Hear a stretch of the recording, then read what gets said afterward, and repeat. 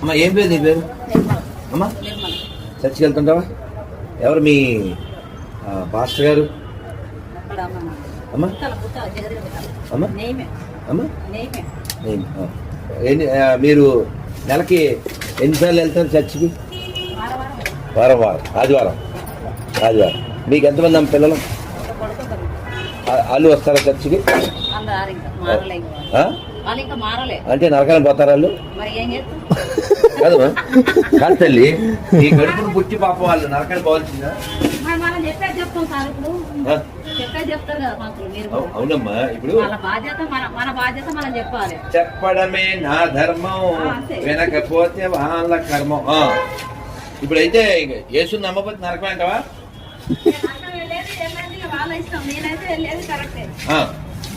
నువ్వు చర్చికి వెళ్తున్నావు, ఎన్నాళ్ళ నుంచి వెళ్తున్నావు? 20 ఏళ్ళ నుంచి. నీ వయసు ఎంత? 40 అంటే 50 అయితే 20 ఏళ్ళ నుంచి వెళ్తున్నావు. అంతకుముందు గుడికి వెళ్ళేదాన్ని. ఇప్పుడు గుడికి వెళ్ళే వాళ్ళు, మసీద్కి వెళ్ళే వాళ్ళంతా నరకానికి వెళ్తారా? మరి వాళ్ళనే కాదమ్మా, యేసుని నమ్మకపోతే ఏమవుతుందంటావు? అంతేనా? మరి ఇప్పుడు మసీదులోకి వెళ్ళే వాళ్ళందరూ కాదు. ఇప్పుడు మేము వెళ్ళాం చర్చికి, అంట్లు కాలుతూ తోముకోలేదు అంతా పోసే చెప్పారు. మేము వెళ్ళాం, మీ నాన్న వెళ్ళాడా చర్చికి? నువ్వు బాప్టిజం ఎప్పుడు తీసుకున్నావు?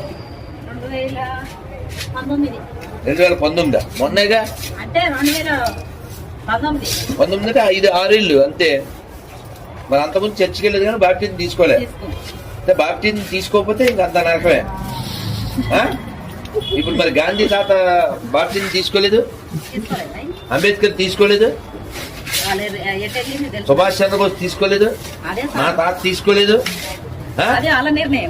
నిర్ణయం కాదు, పర్లేదంటావా? కాదమ్మా, ఇప్పుడు యేసుని నమ్మినా పర్వాలేదా, నమ్మపోయినా పర్వాలేదా? నమ్మకపోతే ఏమవుతుంది? అంతేనా? అయితే గాంధీ కూడా తప్పదంటావు.